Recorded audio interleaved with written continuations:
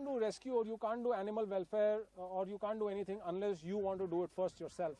And as you can see on my body, there's a whole lot of scratches, dog bites. I mean, all my people, we always pick up dogs by our own hands. We don't use nooses. I don't allow anybody to use a wire noose or a net or something. If you don't love the animal enough to pick it up, you're in the wrong business. And I'm the only person who's not paid of my stuff, because obviously I'm not paid for it. I fund it, but nobody is allowed to use any external agency. I mean, any external equipment or something. People should work with us only for one reason, because they really like to be with an animal. And no animal has ever bitten me or any of my staff because they were angry. Or, funnily enough, all these are stray dogs, right? Yes. Originally, they were all stray dogs. They're very friendly. It's totally the opposite of what most Bangaloreans would think of stray dogs. Yeah, that they are dirty, they don't understand, they cannot be trained. They're very well trained. If I ask them to go inside, they'll go inside. Well, Rakesh, you're one of a kind person I've met in India all my life, because I've not seen anybody who's so dedicated, so selfless, and doing all this out of love and affection and expecting nothing from it, just because it's your passion. And I think that's exactly what we call as passion, doing something without expecting anything and doing it because you love it so much. But what is your message to Bangaloreans? Should they become mad like you? They can't. They can't. And but what is your message? What is the least a Bangalorean can do towards street dogs? Because we have so many street dogs in Bangalore. The question is, why are there so many street dogs? What is special about Bangalore? There are so many street dogs. I'll give the answer in two parts. Anybody who comes from a Bombay or a Delhi or a Chennai to Bangalore, they are surprised how less dogs there are in Bangalore. Bangaloreans think that there are so many dogs. If a person comes from Chennai, they always tell me, where are all the dogs? There are no dogs here. So this impression that we have created about Bangalore is the same as traffic. Bangaloreans also think that traffic is worse in Bangalore, or outside people think that traffic is worse in Bangalore. You go to Delhi, you'll find that traffic is as bad as Bangalore. So this impression that Bangalore is an exceptional number of dogs and we are number one in some way in India, it's not true. Statistically and otherwise, there is a lot of study that is there on my website, on the reports that I publish, how density of dogs has reduced over the last 10 years, and there's a lot of data like that. So number of dogs, and that's a myth that we have propagated, our media has propagated, all the newspapers and everything. That's how VOSD started really. We just started investigating what the media was reporting. And because I found it to be wrong, I started doing something about it. And because the regular print media or other media would not publish my report, I created my own website. That was the origin of the Voice of Stray Dogs. So it's not that the number of dogs is so much more. And the second question is, what is the reason there are so many dogs? Dogs are scavengers. They eat what we throw on the street. So it's a very simple thing. If you don't litter the street, if there's no garbage, there won't be any dogs. You go down, you go to UB City. Do you see dogs there? No dogs. Do you see any people chasing dogs away? No people are chasing dogs away. But why aren't there any dogs there? Because there's no garbage. Bangalore leaves 400 to 500 tons of edible garbage on the street every day. That is not picked up by BBMP. If you have 400 tons of garbage every day, that garbage is not going to just become water or evaporate, right? That garbage is going to be disposed of by some means. And that some means, whether you like it or not, is a stray dog. You keep the city clean. So if you want no dogs, keep your surroundings absolutely spick and span. If there is nothing on the street in your 100, 200 meters area, I can promise you there won't be any dogs. So this was the first part. The second part of the whole equation is, now that there are dogs, what do you do about it? I mean, we call ourselves great culture, with great traditions. We are Indians. We have live and let live and everything. And yet we have no tolerance. I know very good, people with, families which say, we are very inclusive. We are inclusive towards our children. We are inclusive towards everything. But you're not inclusive towards an animal which is on the street, which is right next to you. And look at the tragedy of India. The two animals which are the most persecuted in this country is one perhaps is the national animal, which is the tiger. We have not been able to save that. And the other, which is the most common, which is found in every street, which is the street dog. At either end, it just goes to show what a society we really have become.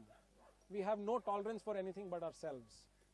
And my relationship with these dogs really centers around that they actually, like you said very well, they ask for nothing from me. Other than wagging a tail, they can say nothing, they can give me nothing. Why are we so self-centered that it has to be only me in that street and not anything else? That why do dogs, we do that, we go to schools, we go to companies where we give education to school children. Why do dogs chase you? You go to a school and you ask people, you ask little kids, what do you do when you see a dog? And 90% children answer this, we scream and run. So the dog is naturally curious now, he wants to know. You see, if I start running, they all will start running behind me. They're just naturally curious about anything that is movement, anything that is new. Yeah.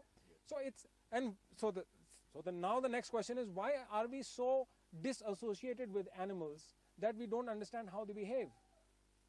Have you gone to a village and seen people complain about dogs? You will not see it. Have you gone to a slum in Bangalore and see people complain about dogs? There is not a single slum in Bangalore I haven't gone to myself and photographed dogs and people. Every single slum. And the largest body of, like I said, is on that website. So why is that those people are not so concerned about dogs in their midst? It's a myth also propagated that, the poor people suffer because of dogs. Actually, the poor people don't. They coexist very well. It's the urban middle class which has this real problem. So my point is, if you just show a little tolerance, it's an animal. If you just show a little tolerance, give it space, they all live together. They all learn to live with you. It's not something that it is either me or them. It's that either or situation has never worked in human history, right? So it's not going to start working now. Well, Rakesh, we know who you are, what you do, what your passion is, and what you really want to do in your entire life. Tell us, what is your future plan of action? Do you plan to take this forward? Do you like numbers? Do you like to add 150 and make it 300 and make it 3,000 someday? I mean, it looks like that because your passion is indicating that to us. Yeah, well, again, there are a couple of things. One is that when I started with one dog and it became two, and my first rescue was running around here called Motu. I did not intend for it to become. I did not intend it to become 150, 200 dogs. As a matter of fact, exactly 1 year back, you think around here, you think that it's been there for a few years, right? It's exactly 1 year old. This place has been only for 1 year. Okay, 1 year back there was no fence, there was nothing here. And 1 year we've created so much. Okay, we've gone from 1 to 150 dogs in 1 year. Okay, so the intent was not to collect dogs or something. I'm not a numbers person. But the problem in the world, or problem in Bangalore is big enough for, I wouldn't be surprised if I think for myself as being able to take care of 5, 10, 20 times as many. Okay. Then the question is, in terms of real estate and resources, how to make that available, because maintaining 2,500 dogs or 1,000 dogs or 3,000 dogs, as the case may be, is a much more expensive exercise. It already is a tremendously expensive exercise. So finding resources, finding the ability to do that, but those are challenges. But the intent is there, because we know that any number of dogs that we can give shelter to or give a home to, and this place is not run like a shelter. It's my home. This is my house. Okay, any number of dogs that we can support, we will support. I can easily see ourselves going 10 times, 20 times, no problems.